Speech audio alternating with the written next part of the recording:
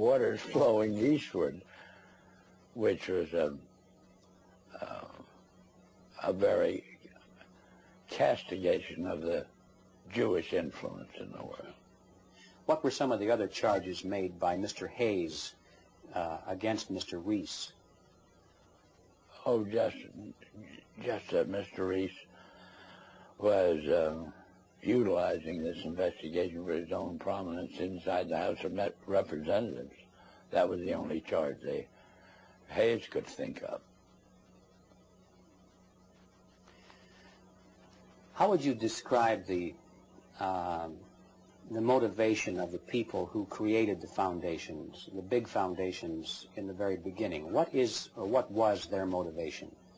Their motivation, well, let's take Mr. Carnegie as an example. His publicly declared and steadfast interest was to counteract the departure of the colonies from Great Britain. He was devoted to just putting the pieces back together again. Would that have required the collectivism that they were dedicated to? No. These policies or the foundation's allegiance to these un-American concepts are all traceable to the transfer of the funds over into the hands of trustees, Mr. Griffin.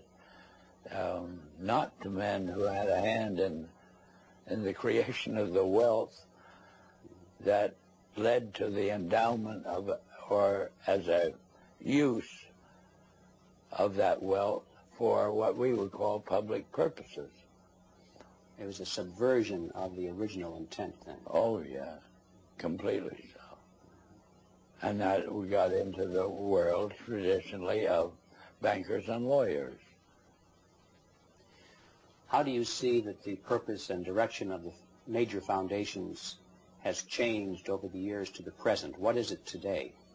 Oh, 100% behind meeting the cost of education such as it is presented through the schools and colleges of the United States on the subject of our history has proven our original ideas to be no longer practical.